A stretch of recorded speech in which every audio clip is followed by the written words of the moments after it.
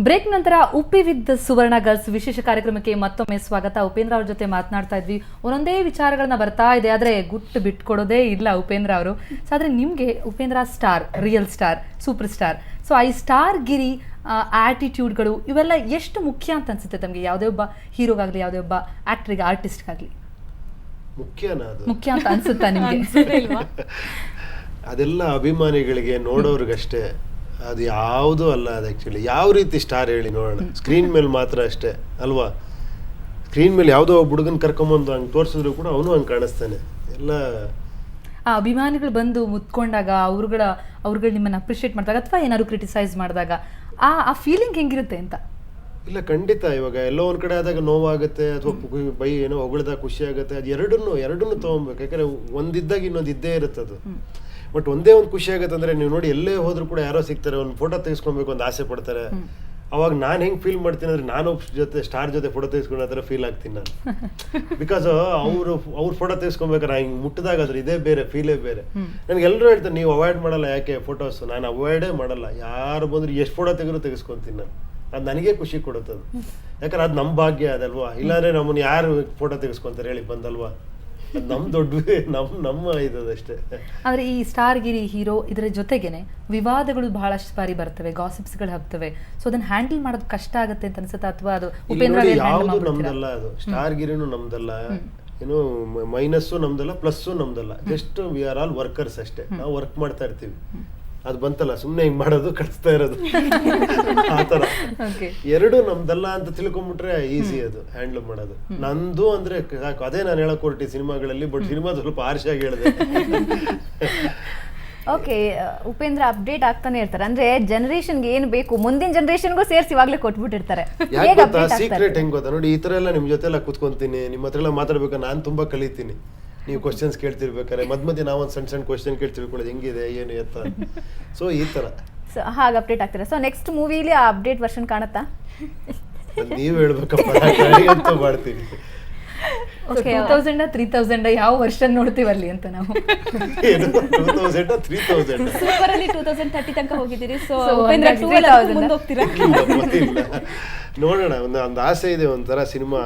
ಅದು ಏನೋ ಎಲ್ರಿಗೂ ಅದೊಂಥರ ಏನೋ ಯಾವಾಗ್ಲೂ ಇಟ್ಕೊಂಡು ನೋಡೋಂಥ ಸಿನಿಮಾ ಆಗಬೇಕು ಅನ್ನೋ ಆಸೆ ಇದೆ. ನೋಡೋಣ, ಟ್ರೈ ಮಾಡ್ತೀನಿ, ನೋಡೋಣ. ಅದು ನೀವು ನಾಳೆ ನೋಡ್ರ ಮೇಲೆ ಹೇಳ್ಬೇಕು. ಖಂಡಿತ ಇದು ಅಷ್ಟು ಒಳ್ಳೆ ಇದು ಮಾಡಿದ್ದೀರಾ ಅಂತ ನೀವು ಹೇಳ್ಬೇಕು. ಅಟ್ ಲೀಸ್ಟ್ ಮಾಸ್ ಓರಿಯೆಂಟೆಡ್ ಎಲ್ಲ ಮಾಸ್ ಇದ್ದೇ ಇರುತ್ತೆ. ಯಾಕಂದ್ರೆ ನನಗೆ ಮಾಸ್ ಬಿಡೋಕೆ ಆಗಲ್ಲ. ಯಾಕಂದ್ರೆ ನಾನೇ ಸ್ವಲ್ಪ ಮಾಸೇ. ನಾನೇ ಫಿಲ್ಮಲ್ಲಿ ನನಗೆ ಸ್ವಲ್ಪ ಏನೋ ಒಂದು ಪ್ರೀಚಿಂಗ್ ಗೀಚಿಂಗ ನಂಗೆ ಇಷ್ಟ ಆಗಲ್ಲ. ಏನೋ ಒಂದು ಹ್ಯಾಪನಿಂಗ್ ಆಗ್ತಾ ಇರ್ಬೇಕು ಸಿನಿಮಾದಲ್ಲಿ. ಯಾಕಂದ್ರೆ ನಾನು ಕಮರ್ಷಿಯಲ್ ಸಿನಿಮಾಗಳನ್ನು ನನಗೆ ಭಾಳ ಇಷ್ಟ, ಆ ಥರನೇ ಇರುತ್ತೆ. ಬಟ್ ಅದ್ರೊಳಗೆ ಏನೋ ಒಂದು ಹೇಳಕ್ಕೆ ಟ್ರೈ ಮಾಡ್ತೀನಿ ಅಷ್ಟೇ. ಓಕೆ, ಈಗ ನೀವು ಒಬ್ಬ ಆ್ಯಕ್ಟರ್ ಆಗಿ, ಡೈರೆಕ್ಟರ್ ಆಗಿ ನಮ್ಮ ಸ್ಯಾಂಡಲ್ವುಡ್ ಬಗ್ಗೆ ಹೇಳೋದಾದ್ರೆ ಏನು ಹೇಳ್ತೀರಾ? ಯಾಕಂದರೆ ಇತ್ತೀಚೆಗೆ ಬರ್ತಾ ಇರುವಂತಹ ಫಿಲ್ಮ್ಸ್ಗಳು ಜನರನ್ನ ಅಟ್ರಾಕ್ಟ್ ಮಾಡೋದ್ರಲ್ಲಿ, ಎಸ್ಪೆಷಲಿ ನಮ್ಮ ಸ್ಯಾಂಡಲ್ವುಡ್ ಸಕ್ಸಸ್ಫುಲ್ ಆಗ್ತಾ ಇದೆ ಅಂತೀರಾ? ಅಲ್ಲ, ಅದೇ ಸ್ವಲ್ಪ ಏನು ಸಕ್ಸಸ್ಫುಲ್ ಆಗ್ತಾ ಇದೆ. ವಿವಾದಗಳು ಜಾಸ್ತಿ ಆಗ್ತಾ ಇದೆ. ಇಲ್ಲ ಹೇಳ್ತೀನಿ ಕೇಳಿ. ನಾವು ಇದೊಂದೇ ಮಾಡ್ತಿರೋದು. ನಾವೇನಾದ್ರೆ ನಾವು ಮಾತಾಡ್ಬೇಕಾದ್ರೆ ನಾವು ಇಲ್ಲ ನಮ್ಮ ಇಂಡಸ್ಟ್ರಿ ಸಿನಿಮಾಗಳು ಇದಾಗ್ತಿಲ್ಲ, ಅದು ನಾವು ಬಿಟ್ಬಿಡೋಣ. ಫಸ್ಟ್ ಎಲ್ಲ ಚೆನ್ನಾಗಿದೆ, ಬಿ ಪಾಸಿಟಿವ್ ಯೋಚನೆ ಮಾಡಿ. ಒಳ್ಳೊಳ್ಳೆ ಡೈರೆಕ್ಟರ್ಸ್ ಇದ್ದಾರೆ, ಒಳ್ಳೆ ರೈಟರ್ಸ್ ಬರ್ತಾ ಇದ್ದಾರೆ, ಹೊಸಬರು ಬರ್ತಾ ಇದ್ದಾರೆ, ಹೊಸ ಟ್ಯಾಲೆಂಟೆಡ್ ಹೊಸ ಹೀರೋಗಳು ಎಂಟರ್ ಆಗ್ತಿದ್ದಾರೆ, ದೊಡ್ಡ ಸಿನಿಮಾಗಳು ಮಾಡ್ತಾ ಇದ್ದಾರೆ. ಎಲ್ಲ ಪಾಸಿಟಿವ್ ಆಗೇ ಇದೆ. ನಾವು ಪಾಸಿಟಿವ್ ನೋಡಿ ಎಷ್ಟು ಚೆನ್ನಾಗಿದೆ ನಮ್ಮ ಇಂಡಸ್ಟ್ರಿ. ಮೂವಿಗಳು ಬರುತ್ತೆ ಹೋಗುತ್ತೆ, ಅದ್ರಲ್ಲಿ ಯಾರು ಆಕ್ಟ್ ಮಾಡ್ತಾರೆ ಅದೇನು ಮಾಡಕ್ಕಲ್ಲ. ನೀವು 100 ಫಿಲಂ ಹಿಟ್ ಆಗ್ಬಿಟ್ರೆ ಗತಿ ಏನು?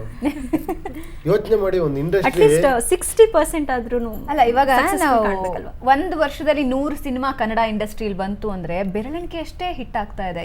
ಇನ್ನೆಲ್ಲನೂ ಎಲ್ಲೋ ಒಂದ್ ಕಡೆ ಏನಂದ ವಿಷಯ ಎಲ್ಲೋ ತಪ್ಪು ಹೋಗ್ತಾ ಇದೆ. ಸುಮ್ಮನೆ ಸಿನಿಮಾ ಮಾಡಬೇಕು ಅಂತ ಸಿನಿಮಾ ಮಾಡೋದು, ಅವಲ್ಲದೆ ವಿವಾದಗಳಲ್ಲಿ ಸಿಗಾಕೊಳ್ತಾನೆ ಇರುತ್ತೆ. ಇಲ್ಲ, ಹಾಗೆ ನಾನು ಹೇಳ್ತೀನಿ ಕೇಳಿ. ವಿವಾದಗಳು ಯಾಕಂದ್ರೆ ಸ್ವಲ್ಪ ಪಬ್ಲಿಸಿಟಿ ಮಾಡೋದು ಇವಾಗ ಕಷ್ಟ ಆದ್ರಿಂದ ವಿವಾದದಿಂದ ಪಬ್ಲಿಸಿಟಿ ಮಾಡೋತ್ರ ಆಗೋಗ್ಬಿಟ್ಟಿದೆ ಇವಾಗ. ಕೆಲವು ಸತಿ ಆಗ್ಬೋದು, ಆ ಥರನೂ ಆಗ್ಬೋದು.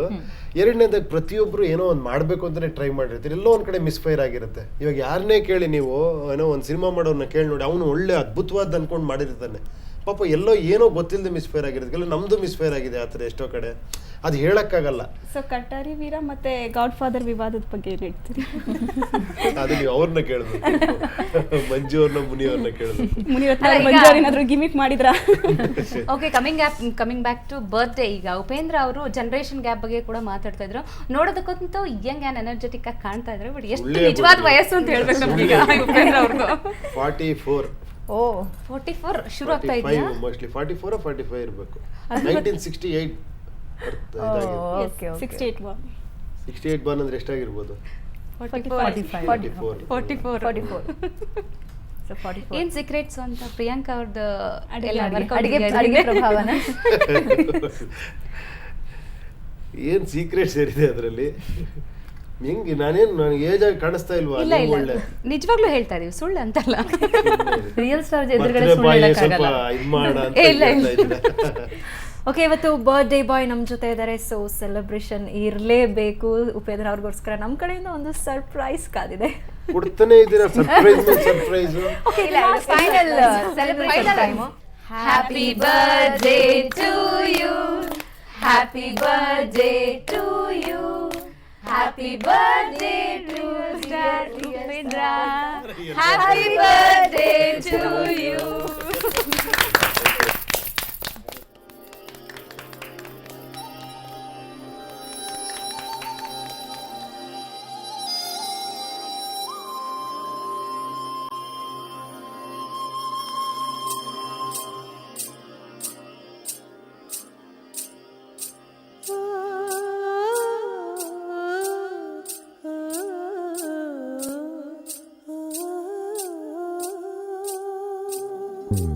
ಓಕೆ, ಉಪೇಂದ್ರ ಅವರು ಇಷ್ಟೊತ್ತು ಸಾಕಷ್ಟು ಕಾರ್ಯಕ್ರಮದಲ್ಲಿ ಪಾಲ್ಗೊಂಡು ಬಹಳಷ್ಟು ಮಾತಾಡಿದ್ರಿ.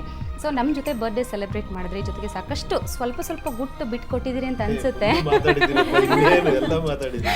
ಏನ್ ಅನಿಸ್ತಾ ಇದೆ ನಿಮ್ಗೆ? ತುಂಬಾ ಸಂತೋಷ ಅನ್ನತ್ತೆ. ಒಂಥರ ಫಸ್ಟ್ ಬಂದು ಕೂತಾಗ ಇಲ್ಲಿ 6 bullets 1 ಟಾರ್ಗೆಟ್ ಅನ್ನಿಸ್ತು. ಆಮೇಲೆ ನೋಡಿದ್ರೆ ಅದು ಬೇರೆ ತರನೇ ಇತ್ತು. ನಾನು ಎಕ್ಸ್ಪೆಕ್ಟೇ ಮಾಡಿರಲಿಲ್ಲ. ಇಷ್ಟು ಏನೋ ನಾನು ಮಾತಾಡೋಕ್ಕಿಂತ ನೀವು ಮಾತಾಡೋದೇ ತುಂಬಾ ಚೆನ್ನಾಗಿತ್ತು. ನಾನು ಆಲ್ಮೋಸ್ಟ್ ನೀವೇ ಎಲ್ಲ ಮ್ಯಾನೇಜ್ ಮಾಡ್ಬಿಟ್ಟಿದ್ರೆ. I am very very happy. Super. ಮತ್ತೆ ಇನ್ನೊಂದ್ಸತಿ ಬರಬೇಕು ಅಂತ ಆಸೆ ಇದೆ. ಮತ್ತೆ ಬರ್ತೀನಿ ಖಂಡಿತ. ನೀವು ಉಪೇಂದ್ರ 2 ಬಗ್ಗೆ ಎಲ್ಲ ರಿವೀಲ್ ಮಾಡಬೇಕು. ಸೊ ನಾನು ಅಲ್ಲಿ ಪ್ರಾಮಿಸ್ ಬಿಡಲ್ಲ ನಾನು ನಾವು. ಬಂದು ನಿಮ್ಮ ಜೊತೆ ಡೀಲ್ ಆಗ್ಬಿಟ್ಟಿದೆ ಈಗ. ಬಂದು ಕೂತ್ಕೊಂಡು ಎಲ್ಲ ಎಕ್ಸ್ಪ್ಲೈನ್ ಮಾಡ್ತೀನಿ. ಓಕೆನಾ? ಓಕೆ, ಥ್ಯಾಂಕ್ ಯು ವೆರಿ ಆಮೇಲೆ ಮಚ್. ಪಾಲಿಟಿಕ್ಸ್ ಬರ್ಬೇಕಾದ್ರೆ ನಿಮ್ಮನ್ನು ಕೂರಿಸ್ಕೊಂಡೆ ಎಲ್ಲರಿಗೂ ಎಕ್ಸ್ಪ್ಲೈನ್ ಮಾಡ್ತೀನಿ. ಖಂಡಿತ. ಸೊ ಉಪೇಂದ್ರ ಅವ್ರ ಇನ್ನು ಮುಂದೆ ಎಲ್ಲ ಪ್ರತಿಯೊಂದು ಹಂತದಲ್ಲೂ ನಮಗೆ ಸಾಥ್ ಕೊಡ್ತೀನಿ ಅಂತ ಹೇಳ್ತಾ ಇದ್ದಾರೆ. ಸೊ ಆ ಭರವಸೆ ಮೇಲೆ ಕಾರ್ಯಕ್ರಮ ಮುಗಿಸೋಣ ಹಾಗಾದ್ರೆ. Thank you very much Upendra ಅವರೇ. Thank you very much. So ನೋಡಿದ್ರಲ್ಲ ವೀಕ್ಷಕರೇ, ಎಲ್ರಿಗೂ ಗೊತ್ತಿರುವಂತಹ ವಿಚಾರವನ್ನೇ ವಿಭಿನ್ನವಾಗಿ ಹೇಳ್ತಾ ಬಂದಿರುವಂತವ್ರು ಉಪೇಂದ್ರ. ಉಪ್ಪಿಗಿಂತ ರುಚಿ ಬೇರೆ ಇಲ್ಲ, ದಿಲ್ ಇಲ್ದೆ ಲವ್ ಮಾಡೋದಕ್ಕೆ ಆಗೋದಿಲ್ಲ ಅಂತ ಹೇಳಿರೋರೆ ಉಪೇಂದ್ರ. ಉಪ್ಪಿ ಏನೇ ಮಾಡಿದ್ರು ಡಿಫ್ರೆಂಟ್ ಆಗಿರುತ್ತೆ. ಇದೇ ರೀತಿ ಉಪ್ಪಿಯಿಂದ ಮತ್ತಷ್ಟು ಡಿಫ್ರೆಂಟ್ ಆದ ಚಿತ್ರಗಳು ಹೊರಬರಲಿ. ಜೊತೆಗೆ ಈ ಕಾರ್ಯಕ್ರಮ ಕೂಡ ಡಿಫ್ರೆಂಟ್ ಆಗಿದೆ ಅಂತ ಅನ್ಕೋತೀನಿ. ನಿಮಗೂ ಕೂಡ ಇಷ್ಟ ಆಗಿದೆ ಅಂತ ಭಾವಿಸ್ತಾ ಇವತ್ತಿನ ವಿಶೇಷ ಕಾರ್ಯಕ್ರಮ ಮುಗಿಸ್ತಾ ಇದೀವಿ. ನಮಸ್ಕಾರ.